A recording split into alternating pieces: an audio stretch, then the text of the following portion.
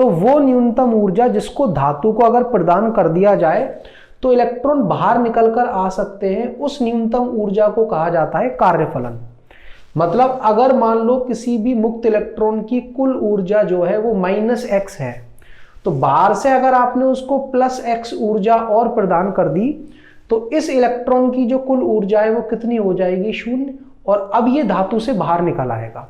तो ये जो आपने ऊर्जा प्रदान की है +x, उसे हम क्या कहेंगे, इस धातु का कार्यफलन। और सबसे कम कार्यफलन जिस धातु का होता है उसका नाम है सीजियम, जिसे हम Cs से निरूपित करते हैं।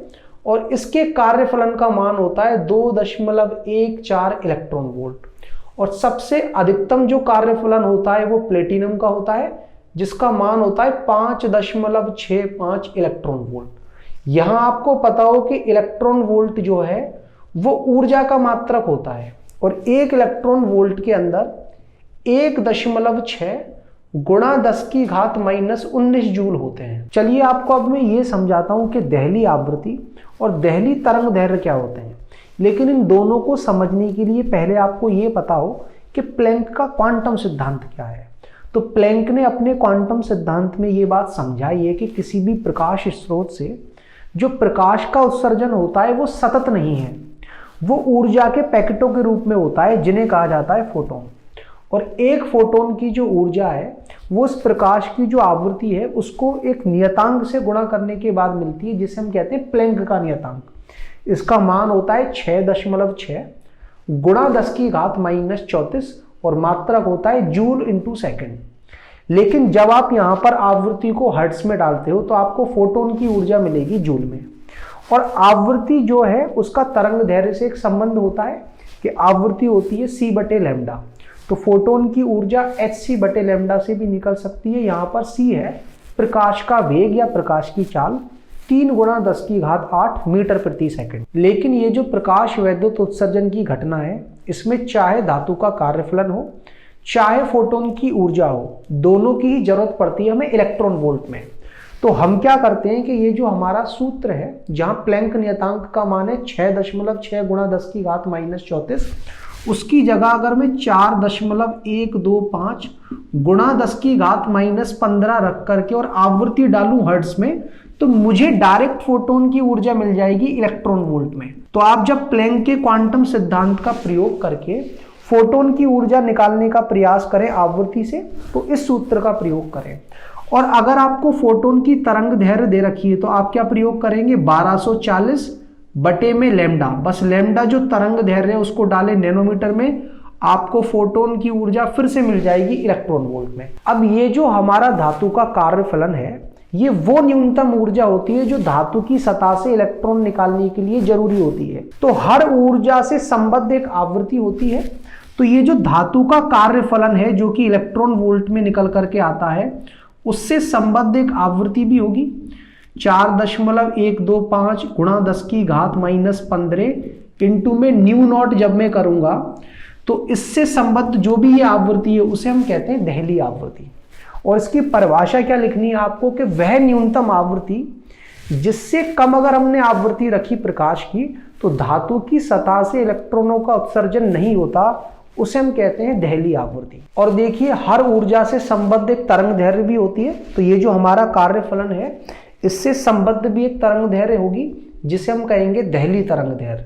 यहां पर अगर मैं कार्यफलन डालूंगा इलेक्ट्रॉन वोल्ट में तो ये दहली तरंग दैर्घ्य निकल करके आएगी नैनोमीटर में। और दहली तरंग दैर्घ्य की आप परिभाषा क्या लिखोगे, वह अधिकतम तरंग दैर्घ्य जहां तक किसी भी धातु की सतह से इलेक्ट्रॉनों का उत्सर्जन हो सकता है उसे हम कहते हैं दहली तरंग दैर्घ्य। मतलब इससे अगर हमने अधिक तरंग दैर्घ्य का प्रकाश डाल दिया तो इलेक्ट्रॉनों का उत्सर्जन नहीं होता। तो जो पहला प्रश्न हमने सेलेक्ट किया है वो कुछ इस प्रकार है कि यदि सीजियम का कार्यफलन 2.14 इलेक्ट्रॉन वोल्ट जबकि प्लेटिनम का 5.65 इलेक्ट्रॉन वोल्ट हो, तो इन दोनों ही धातुओं के लिए दहली आवृत्ति और दहली तरंग दैर्घ्य बताएं।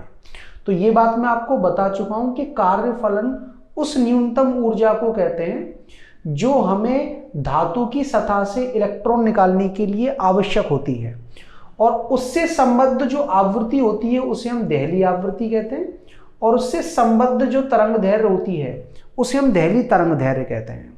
और मैंने आपको ये बात भी समझा रखी है कि अगर हमें ऊर्जा इलेक्ट्रॉन वोल्ट में दे दी जाए और आवृत्ति हमें हर्ट्ज में निकालनी है तो हमें क्या सूत्र प्रयोग करना है, आप यहां पर जो प्लैंक नियतांक है उसकी जगह जो नियतांक प्रयोग करोगे वो है 4.125 गुणा 10⁻⁻15। तो आपको इस कार्यफलन से संबद्ध जो आवृत्ति है वो हर्ट्ज में मिल जाएगी। इसका फायदा क्या है, आवृत्ति हर्ट्ज में डालते हैं तो डायरेक्ट कार्यफलन इलेक्ट्रॉन वोल्ट में निकल आता है, और अगर कार्यफलन को इलेक्ट्रॉन वोल्ट में डालें तो आवृत्ति हर्ट्ज में निकल आती है।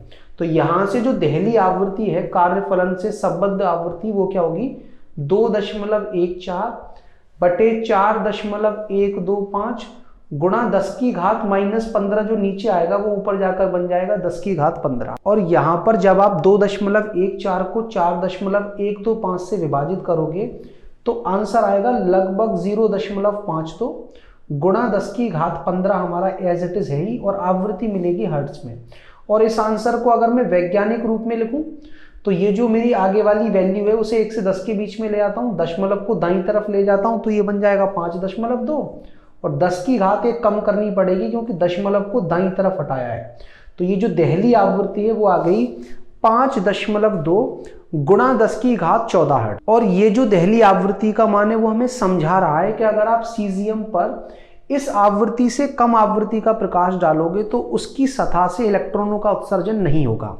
आपको इलेक्ट्रॉनों का उत्सर्जन कराने के लिए ये आवृत्ति या फिर इससे अधिक आवृत्ति का ही प्रकाश डालना होगा। और देखिए देहली आवृत्ति पता कर लेने के बाद ये जो हमारी देहली तरंग दैर्ध्य है उसको निकालने के लिए मैं ये जो h/ν0 है और ये जो hc/λ0 है इन दोनों की तुलना कर सकता हूँ। h से h कट जाएगा तो आवृत्ति किसके बराबर होगी, प्रकाश का वेग बटे देहली तरंग दैर्ध्य। और मैं λ0 को यहाँ ले जाऊं, ν0 को अपॉन में ले आऊं तो तरंग दैर्ध्य मुझे मिल जाएगी किसमें, मीटर में। लेकिन ज्यादातर केसेस में ऐसा होगा कि हमें देहली तरंग दैर्ध्य देकर के कार्यफलन निकालना होगा या कार्यफलन से सीधी देहली तरंग दैर्ध्य निकालनी होगी। ऐसा नहीं होगा कि पहले हम आवृत्ति निकालेंगे और फिर इस सूत्र का प्रयोग करेंगे। और मैं आपको बता चुका हूं कि अगर आप कार्यफलन डायरेक्ट इलेक्ट्रॉन वोल्ट में निकालना चाहते हो तो 1240 को आप विभाजित कर दें लैम्डा से। बस आप ये तरंग दैर्ध्य ना नैनोमीटर में डालें, तरंग दैर्ध्य को नैनोमीटर में डालोगे कार्यफलन मिलेगा इलेक्ट्रॉन वोल्ट में, और यहां मैंने कार्यफलन को इलेक्ट्रॉन वोल्ट में डाल दिया है तो तरंग दैर्ध्य ऑटोमेटिकली निकल कर आएगी नैनोमीटर में। और ये जो है वो मेरी देहली तरंग दैर्ध्य है क्योंकि ये कार्यफलन से संबद्ध तरंग दैर्ध्य है। तो देहली तरंग दैर्ध्य का मान क्या निकल कर आएगा, 1240 बटे 2.14। और जब हम 1240 को 2.14 से विभाजित करेंगे तो आंसर हमारा आएगा लगभग 579.4, और इसका मात्रक हमें क्या लेना है, नैनोमीटर। तो सीजियम के लिए देहली तरंग दैर्ध्य का मान है 579 या लगभग 580 नैनोमीटर। ये वो अधिकतम तरंग दैर्ध्य है जिस तरंग दैर्ध्य का प्रकाश आप सीजियम पर डालोगे तो इलेक्ट्रॉनों का उत्सर्जन हो जाएगा। अगर आपने इससे ज्यादा तरंग दैर्ध्य कर दी प्रकाश की तो इलेक्ट्रॉनों का उत्सर्जन नहीं होगा। तो सीजियम की सतह से इलेक्ट्रॉन निकालने के लिए आपको जो प्रकाश की तरंग दैर्ध्य का मान है वो 579.4 नैनोमीटर या उससे कम रखना पड़ेगा। और इसी क्वेश्चन का जो अगला पार्ट है उसमें हमसे ये पूछा गया है कि अगर प्लेटिनम का कार्यफलन 5.65 इलेक्ट्रॉन वोल्ट है तो हमें प्लेटिनम के लिए देहली आवृत्ति और देहली तरंग दैर्ध्य पता करनी है। तो पहला तरीका तो यही है जो मैंने आपको पिछले क्वेश्चन में समझाया है कि कार्यफलन आप यहां पर डालें इलेक्ट्रॉन वोल्ट में और आवृत्ति निकालने हर्ट्ज में, और यहां पर प्लैंक नियतांक की जगह जो नियतांक प्रयोग होगा वो है 4.125 गुणा 10⁻⁻15। दूसरा तरीका क्या है कि आप देख सकते हो कि कार्यफलन और ये जो देहली आवृत्ति है एक दूसरे के अनुक्रमानुपाती हैं। तो अगर किसी धातु का कार्यफलन दूसरी धातु की तुलना में ज्यादा है तो उसके लिए जो देहली आवृत्ति है वो भी ज्यादा होगी और समान अनुपात में ज्यादा होगी। जैसे ये जो प्लेटिनम है इसका कार्यफलन जो है वो सीजियम की तुलना में 2.64 गुना ज्यादा है। आप 5.65 को 2.14 से विभाजित करके देख लें तो ये जो प्लेटिनम है इसके लिए जो देहली आवृत्ति है वो भी सीजियम की जो देहली आवृत्ति है 5.2 गुणा 10⁻14 हर्ट्ज उससे 2.64 गुना ज्यादा होगी। और जब आप ये गुणनफल करोगे तो आंसर लगभग आएगा 13.73 गुणा 10 की घात 14 हर्ट्ज, जिसको अगर आप वैज्ञानिक रूप में लिखोगे तो आंसर मिलेगा 1.37 गुणा 10 की घात 15 हर्ट्ज। ये दहली आवृत्ति का मान है प्लेटिनम के लिए। तो आप देख सकते हो प्लेटिनम की दहली आवृत्ति सीजियम की दहली आवृत्ति की तुलना में ज्यादा है, क्योंकि प्लेटिनम का कार्यफलन ज्यादा है, तो आपको अधिक आवृत्ति का प्रकाश डालना पड़ेगा प्लेटिनम से इलेक्ट्रॉनों का उत्सर्जन कराने के लिए। और बात करें प्लेटिनम के लिए दहली तरंग दैर्घ्य की, तो यहां पर आप कार्यफलन इलेक्ट्रॉन वोल्ट में डालें और वो किसके बराबर है 1240 बटे लैम्डा नैनोमीटर के। तो यहां जैसे ही आप कार्यफलन इलेक्ट्रॉन वोल्ट में डालोगे आपको दहली तरंग दैर्घ्य मिल जाएगी नैनोमीटर में।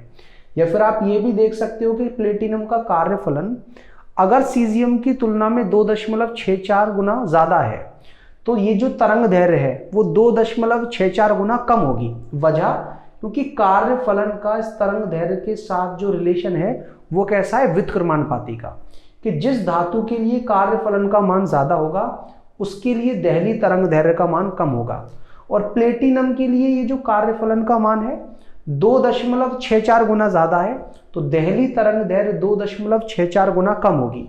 तो सीजियम की दहली तरंग दैर्घ्य ये रही 579.4, और प्लेटिनम की जो दहली तरंग दैर्घ्य है वो उससे 2.64 गुना कम होगी। तो उसको हम 2.64 से विभाजित कर देंगे, तो प्लेटिनम की दहली तरंग दैर्घ्य का मान आएगा लगभग 219 या 220 नैनोमीटर के आसपास।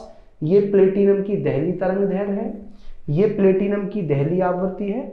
और इससे पहले मैं आपको सीजियम की दहली तरंग दैर्घ्य और दहली आवृत्ति दोनों ही निकाल कर दिखा चुका हूं।